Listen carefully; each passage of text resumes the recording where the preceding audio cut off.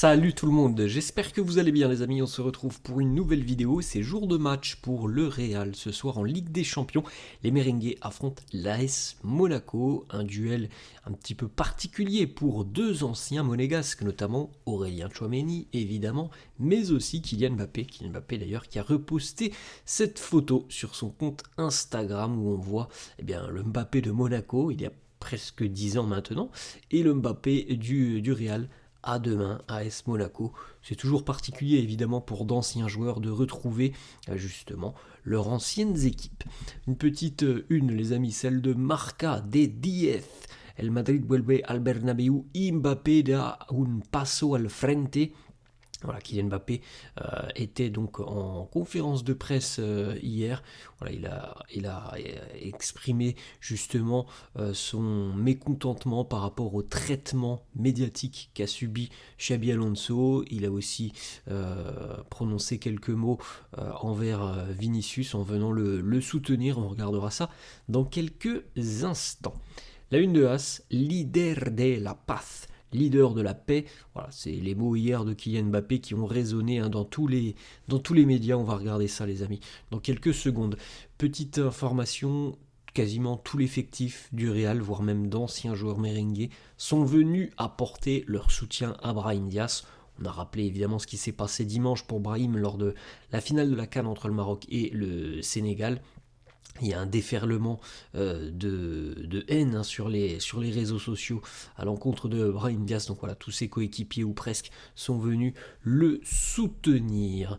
Petite information aussi, hier en début d'entraînement, 11h20, donc vous voyez l'heure juste en haut, 11h20, l'effectif qui participait à l'entraînement hier s'est recueilli pendant une minute pour observer justement cette minute de silence par rapport aux victimes de l'accident de train qui a coûté la vie à 40 personnes dans le sud de l'Espagne, entre Cordoue et Madrid. Un choc frontal presque entre deux trains, il y en a un qui a déraillé, malheureusement il y en a un autre qui arrivait en face, donc 40 victimes. Voilà, le Real s'est recueilli hier. Petite photo, l'entraînement de la veille, Arbeloa et Kylian Mbappé notamment. Une petite information aussi du côté du Real, on aurait visiblement commencer à prendre des décisions par rapport aux blessures, par rapport au retour précoce de certains joueurs. Donc le Real veut mettre en place notamment des day off, donc c'est-à-dire des jours sans entraînement, mais qui seront choisis. Alors, ils ne seront pas imposés à tout le monde comme par exemple, voilà, des fois on joue un match le dimanche, des fois le lundi ou le mardi, c'est day off. Il n'y a pas d'entraînement. Là, on pourrait en rajouter parfois au milieu de la semaine. Voilà, c'est quelque chose qui est étudié du côté du Real. On va essayer aussi d'intensifier les entraînements avec mais aussi sans ballon, et puis éviter tout risque de blessure chez des joueurs qui sont déjà à risque. Alors on verra bien les amis, puisque comme on l'a déjà évoqué depuis près de 10 jours, les amis, le dossier Kylian Mbappé étant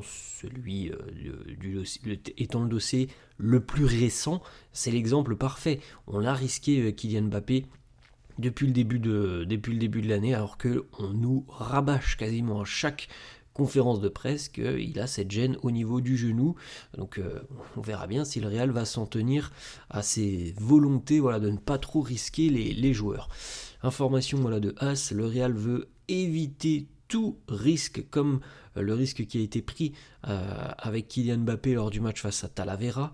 Jusqu'à la fin de saison, l'objectif principal du Real sera la Ligue des Champions. C'est le quotidien As qui nous annonce ça. Alors, oui d'accord, la Ligue des Champions est un objectif, mais comme la Liga, encore une fois, bon. Parfois, les amis, les informations des médias, le Real va pas balancer la Liga, hein. C'est assez aberrant d'entendre ça. L'objectif principal de la Ligue des Champions, bon, on verra bien. On jette un petit coup d'œil les amis, le groupe retenu par Álvaro Arbeloa. Vous pouvez faire un petit arrêt sur image, nous avons encore quelques jeunes de la réserve qui sont présents, notamment regardez au milieu de terrain, Paul Fortuny, Mesonero, on a aussi des absences, Rodrigo n'est pas là par exemple, il y en a d'autres des absences, mais on les connaît les amis, les absences par exemple d'Antonio Rudiger aussi dans le système défensif. A noter aussi que Alvaro Carreras sera suspendu pour cette rencontre face à l'AS Monaco. On jette un petit coup d'œil les amis, la compo d'équipe probable du quotidien: As Courtois dans les buts, Huysen, Asensio en charnière, Valverde à droite, Fran à gauche, Tchouaméni, Bellingham, Güler milieu de terrain, et en attaque Vini, Mbappé, Gonzalo. Quelques déclarations donc d'avant-match, les déclarations d'Alvaro Arbeloa en conférence de presse hier. Il nous dit: après avoir passé quelques jours avec mes joueurs, je réalise à quel point ils sont encore meilleurs que ce que je pouvais imaginer. Ensuite, autre déclaration, il nous dit: mes joueurs, ils sont tous unis. Je n'ai aucun doute sur leur engagement, leurs efforts. On veut devenir une équipe qui se donne à 100%. Il nous dit: moi ce que je veux, c'est que Vinicius touche le ballon aussi le plus souvent que possible, parce qu'il est crucial pour nous. Et puis il se fixe les objectifs, évidemment, comme on vient de le dire les amis. On va essayer de gagner la Liga et la Ligue des Champions. Je me suis déjà exprimé là-dessus les amis, je pense que ça va être compliqué, à moins d'un changement radical dans le jeu et dans l'attitude. Ensuite, petite information, As qui nous annonce qu'Arda va devenir un titulaire régulier sous Alvaro Arbeloa. Il jouera comme entre guillemets playmaker, donc créateur.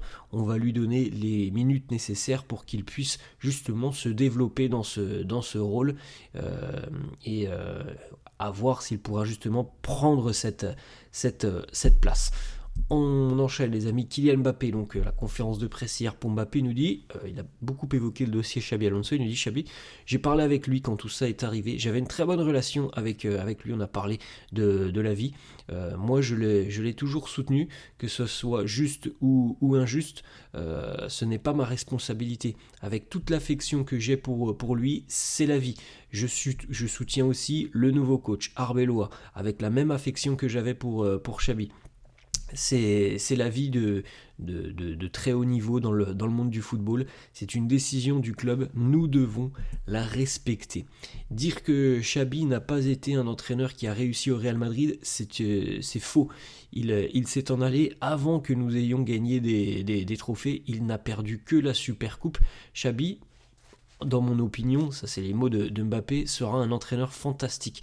J'avais une très bonne relation avec lui. Il avait cette obsession du détail avec le jeu. Ce qui s'est passé, c'est passé, est arrivé. C'est une décision du club, nous devons le respecter. Maintenant, il y a un nouveau manager. C'est sa première expérience professionnelle. Nous allons tous l'aider. Les dernières semaines, il nous dit, je ne vais pas vous mentir si je vous dis que tout ça a été simple.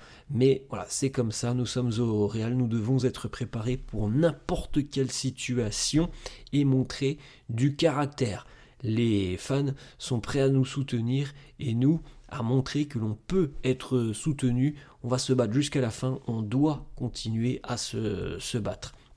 Il parle aussi de Vinicius, il nous dit: Vini, comme vous, comme d'autres, est quelqu'un qui tout simplement est un humain. Il est un joueur fantastique, c'est un gars incroyable. Je suis très heureux de le connaître et de partager mon quotidien quasiment avec lui. On doit encore mieux le protéger. Il n'est pas seul contre tous. Il n'est pas seul au Real Madrid. Nous sommes tous avec lui. S'il est à son meilleur, c'est l'un des meilleurs joueurs au monde. Vinicius et le Bernabéu, il nous dit: ce n'est pas la faute de Vini, c'est la faute de toute l'équipe. Ça, je voulais le dire aux supporters. Arrêtez de siffler toute l'équipe. Nous deux, évidemment, on l'accepte parce que c'est notre job, on le sait, mais vous ne pouvez pas cibler un joueur visiblement en ciblant un joueur.